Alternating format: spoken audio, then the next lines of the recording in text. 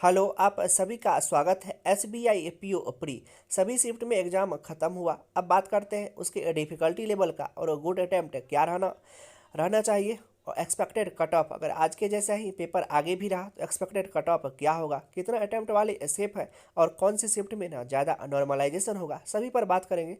लेकिन उससे पहले अगर आप चैनल सब्सक्राइब नहीं किए हुए तो सबसे पहले करिए क्या, चैनल सब्सक्राइब कर लीजिए और बगल का जो बेल आइकन होता है उसको दबा करके ऑल के नोटिफिकेशन को सेलेक्ट कर लीजिएगा। जिससे होता क्या चीज़ है, हम जो यहाँ से वीडियो अपलोड करते हैं ना उसका नोटिफिकेशन आपको तुरंत मिल जाता है। अब वीडियो स्टार्ट करते हैं। सबसे पहले SBI PO प्री एग्जाम का बात करते हैं। एग्जाम जो हुआ सबसे ज़्यादा अलग हुआ। काहे अलग हुआ? क्योंकि आज से पहले ना प्री में अलग अलग पेपर सेट नहीं हुआ था। प्री का जहाँ भी पर बात करते हैं, आज से पहले जितना भी बैंक एग्जाम का प्री हुआ था उसमें पेपर अलग सेट नहीं हुआ था, पेपर एक सेट रहता था। इससे हुआ क्या फ्रेंड्स कि पेपर अलग से कि किसी में ऊपर नीचे तो लेवल में हुआ ही, किसी में काहे कि किसी में क्वाड्रेटिक इक्वेशन मिला तो जिसको क्वाड्रेटिक इक्वेशन मिला उसको तो इजी हो गया, लेकिन जिसको रॉन्ग नंबर सीरीज मिल गया उसको थोड़ा सा हार्ड हो गया।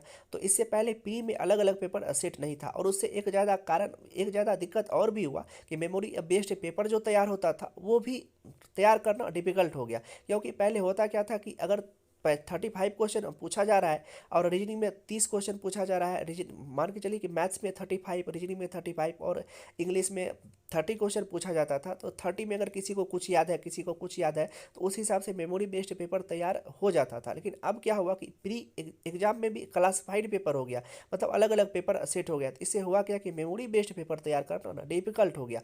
आप मेमोरी बेस्ड पेपर जो पहले लगा करके जाते थे, आप मेमोरी बेस्ड पेपर अगर लगा करके जाइएगा तो वहाँ पता ही नहीं चलेगा कि आपको हम जो मेमोरी बेस्ड पेपर लगा करके आए हैं तो वही एग्जाम में आया था या नहीं आया था, कि मेमोरी बेस्ड पेपर तैयार करना ना डिफिकल्ट हो गया। ये आप लोग भी समझते होंगे। आज के बाद कहीं आगे अगर यही पैटर्न फॉलो होता है तब। तो आज से पहले प्री एग्जाम तो कम्प्लीटली डिफरेंट था। अब बात करते हैं इसीलिए हम टोटल अलग अलग शिफ्ट का एनालिसिस नहीं करेंगे, हम सिर्फ ओवरऑल एनालिसिस करेंगे कि आज डिफिकल्टी लेवल क्या था, गुड अटेम्प्ट क्या रहने वाला है। तो डिफिकल्टी लेवल का जहाँ तक बात है फ्रेंड्स, अब अलग अलग क्वेश्चन हर एक शिफ्ट में का डिसाइड नहीं कर सकते हैं, काहे कि हर एक शिफ्ट में भी फिर अलग अलग पेपर था। तो वो भी उतना क्वेश्चन जो होगा उसको भी हम डिस्कस नहीं कर सकते हैं। काहे कि किसी में नंबर सीरीज पूछा था, किसी में क्वाड्रेटिक इक्वेशन पूछा था, किसी में मिसिंग नंबर सीरीज था और किसी में पजल भी, रीजनिंग का पजल का बात करते हैं तो किसी में फ्लैट फ्लोर था, किसी में मंथ बेस्ड पजल था। तो हर एक मतलब पूछा सभी कुछ था, लेकिन अलग अलग पेपर में अलग अलग करके दिया हुआ था।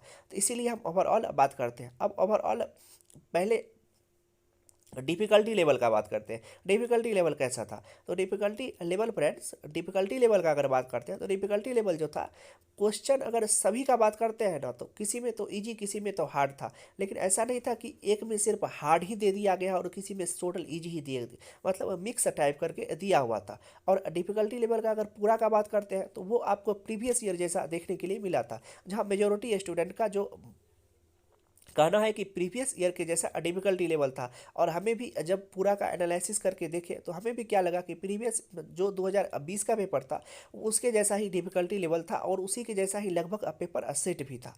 तो डिफिकल्टी लेवल पर हम बात किए और अब बात करते हैं थोड़ा सा गुड अटैम्प्ट का। अगर आपका किसी शिफ्ट में आज का एग्जाम है तो आपका गुड अटैम्प्ट क्या रहना चाहिए? अगर आज के डिफिकल्टी लेवल के हिसाब से आपका गुड अटैम्प्ट बात करते हैं तो गुड अटैम्प्ट क्या रहना चाहिए? तो गुड अटैम्प्ट फ्रेंड्स, अगर आपका अटैम्प्ट ना आज 65 से 70 के बीच में है तब आप सेफ साइड में। ऐसा नहीं है कि उससे कम वाले सेफ साइड में नहीं है, अभी बात करते हैं उससे कम वाले और उससे थोड़ा सा ज़्यादा पर भी बात करते हैं। अगर आप 70 प्लस करके आए, 80 प्लस करके आए हैं या 90 प्लस आपका अटैम्प्ट है तो 90 प्लस वाले का तो कुछ कहना ही नहीं है। हाँ, लेकिन कुछ का 80 प्लस भी अटैम्प्ट है, लेकिन हम सिर्फ सेफ अटैम्प्ट का बात कर रहे हैं। तो सेफ अटैम्प्ट फ्रेंड्स, अगर आप 65 से 70 के बीच में करके आए हैं तब आप सेफ हैं। अब बात करते हैं थोड़ा सा अटैम्प्ट कि जिसका कम रह गया, 65 से जिसका कम रह गया। हम तो सेफ अटैम्प्ट बताए 65 से 70 के बीच में, लेकिन जिसका अटैम्प्ट ना 65 से कम रह गया, मतलब अप्रॉक्स 60 के करीब रहा या 60 पहुँचने ही वाला रहा, 59 या 58 तक रह पाया, उनका क्या है, उनका क्या होगा?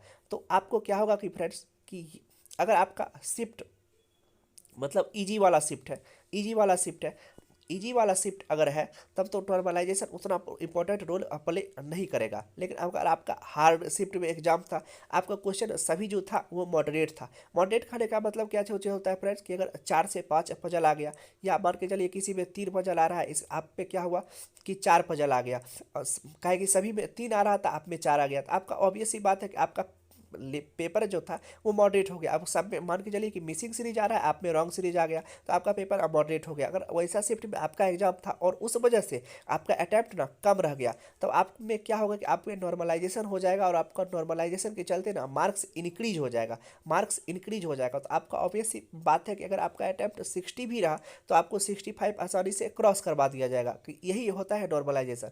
नॉर्मलाइजेशन मतलब हुआ क्या कि अगर किसी शिफ्ट पे किसी एग्जाम हो रहा है और किसी शिफ्ट में हुआ क्या कि क्वेश्चन हार्ड के चलते सभी का अटैम्प्ट कम हो गया, तो उस शिफ्ट वाले का क्या होता है कि नॉर्मलाइजेशन करके ना मार्क्स बढ़ा दिया जाता है। तो नॉर्मलाइजेशन यही इंपॉर्टेंट रोल यही होता है। लेकिन बैंक एग्जाम में एग्जैक्ट आपको नॉर्मलाइजेशन में कितना मार्क्स घटाया बढ़ाया ये पता नहीं चलता है। आपको नॉर्मलाइजेशन में कितना मार्क्स घटा बढ़ा ये पता नहीं चलता है। सिर्फ कहा जाता है कि नॉर्मलाइजेशन हुआ होगा, वो आपको जब मार्क्स आता है ना तो आपको देखने से भी पता चलता है कि हम इतना अटैम्प्ट किए थे, मेरा इतना आ गया, तो जरूर कुछ नॉर्मलाइजेशन हुआ है। लेकिन कुछ होता है, हम आपको बताएं क्या कि अगर आपका शिफ्ट हार्ड था उसके वजह से आपका अटैम्प्ट कम रह गया, तब आपका नंबर जरूर बढ़ेगा अगर आपका एक्यूरेसी अच्छा है तब। अब बात करते हैं, गुड अटेम्प्ट बताए, डिफिकल्टी लेवल बताए, expected cut off. Expected cut off क्या रहने वाला है? अगर यही ऐसा ही पेपर आज के जैसा ही पेपर आगे भी रहा तो एक्सपेक्टेड कट ऑफ क्या होगा? पहले तो फ्रेंड्स एक्सपेक्टेड कट ऑफ जब पूरा शिफ्ट हो जाता है तब एक्सपेक्टेड कट ऑफ डिसाइड होता है। लेकिन हम पहले ही कहें कि एक्सपेक्टेड कट ऑफ अगर आज के जैसा ही पेपर आगे भी रहा, कहीं कैंडिडेट तो जितना फॉर्म भरना था वो भर चुका है, तो एक्सपेक्टेड कट ऑफ अगर आज के जैसा ही पेपर आगे भी रहा तो एक्सपेक्टेड कट ऑफ क्या होगा?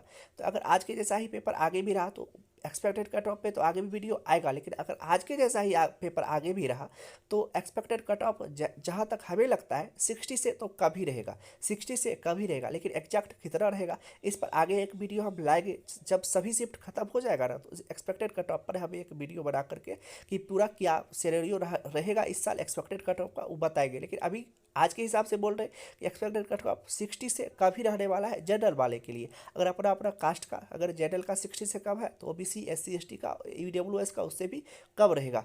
ये चीज़ बता दिए कि डिफिकल्टी लेवल पर बात कर लिए, गुड अटैम्प्ट क्या रहा, एक्सपेक्टेड कट ऑफ सभी पर बात कर लिए। अब फ्रेंड्स नीचे है कि कितना अटैम्प्ट वाले सेफ है, तो वो हम बताएं कि 65 से 70 के बीच में अगर आपका अटैम्प्ट है ना तब आपका अभी कोई टेंशन नहीं लीजिए, आप आराम से चिल मारिए। एक्सपेक्टेड कितना अटैम्प्ट वाले सेफ है इस पर बात कर लिए। अब बात करते हैं कि किस शिफ्ट पे ज़्यादा नॉर्मलाइजेशन होगा, तो इस पर भी हम बात किए कि किस शिफ्ट में ज़्यादा नॉर्मलाइजेशन होगा। हम क्या बोले कि 65 से 70 के बीच में आपका अटैम्प्ट रहना चाहिए। लेकिन अगर हार्ड के वजह से पेपर हार्ड की वजह से मतलब आपको लगा कि मेरे में ज़्यादा पजल आ गया या मेरे में रॉन्ग नंबर सीरीज आ गया या डीआई का लेवल कुछ हार्ड था, तो ये आपका ऑब्वियस ही बात है आपका पेपर हार्ड हो गया। तो आपको क्या होगा कि और उसके वजह से आपका पेपर में अटैम्प्ट कम रह गया हार्ड की वजह से और सभी शिफ्ट पेपर नॉर्मल पे ईजी आ रहा था, तो आपको क्या होगा कि नॉर्मलाइजेशन करके ना थोड़ा सा मार्क्स बढ़ा दिया जाएगा। तो इसी से जिस शिफ्ट में पेपर हार्ड होगा उस शिफ्ट में क्या होगा कि नॉर्मलाइजेशन थोड़ा सा नंबर बढ़ा दिया जाएगा। तो फ्रेंड्स जिसका एक्यूरेसी सबसे ज़्यादा जितना एक्यूरेसी रहेगा नॉर्मलाइजेशन उतना उस पर क्या होगा कि नॉर्मलाइजेशन में ऐसा नहीं कि जिसका एक्यूरेसी नहीं रहा उसका नंबर नहीं बढ़ता है, लेकिन उसको पता नहीं चलता है कि हमको कितना नंबर बढ़ा। अगर आपका फ्रेंड 100% एक्यूरेसी रहा और नॉर्मलाइजेशन में कुछ नंबर बढ़ा दिया गया तब आपका क्या होगा कि जितना क्या होगा कि जितना एक्सपेक्टेड कट ऑफ आप कर रहे हैं उतना नंबर आपको पहुंचा दिया जाएगा, आपको कोई दिक्कत नहीं होगा। लेकिन सिर्फ आपको एक्यूरेसी क्या रहना चाहिए, 100% रहना चाहिए। एक्यूरेसी कब रहा फ्रेंड्स तो नॉर्मलाइजेशन का आपको इफेक्ट पता नहीं चलेगा, लेकिन नॉर्मलाइजेशन तो होगा। ये कहना गलती है कि नॉर्मलाइजेशन जो होगा कि अगर आपको एक्यूरेसी नहीं है तो नॉर्मलाइजेशन नहीं होगा। नॉर्मलाइजेशन अलग चीज़ है, एक्यूरेसी अलग चीज़ है। हाँ, लेकिन अगर एक्यूरेसी नहीं रहा तो नॉर्मलाइजेशन का कोई इफेक्ट आपको पता नहीं चलेगा। अगर एक्यूरेसी 100% रहा तो नॉर्मलाइजेशन जो भी होगा आपको पता चलेगा कि हाँ हम इतना अटैम्प्ट करके आए हैं, इतना हमको नंबर अब बढ़ करके आया है। यही होता है कि नॉर्मलाइजेशन और एक्यूरेसी में हम सभी चीज़ पर अब बात कर लिए। अब बात करते हैं फाइनली फ्रेंड्स कि आगे जैसा भी पेपर होगा आगे जैसा भी पेपर होगा उसके हिसाब से एक्सपेक्टेड कट ऑफ आगे एक्सपेक्टेड कट ऑफ पर वीडियो लाएंगे। लेकिन अभी तक आज के लिए इतना ही रहने देते हैं। हम टोटल चीज़ पर बात कर लिए, difficulty level, good attempt, expected cut off, कितना अटैम्प्ट वाले सेप है, जो इतना आप लोग का डाउट था सभी पर बात किए। ठीक है फ्रेंड्स, आशा करते हैं आपको सभी डाउट ना क्लियर किए होंगे। मिलते हैं इसी तरह के दूसरे नेक्स्ट वीडियो में, तब तक आप भी अपना ध्यान रखिए और आगे के एग्जाम का तैयारी कीजिए। काहे कि IBPS PO का भी एडमिट कार्ड आउट हो चुका है। और मिलते हैं इसी तरह के दूसरे नेक्स्ट वीडियो में, तब तक आप अपना ध्यान रखिए। Love you, bye bye.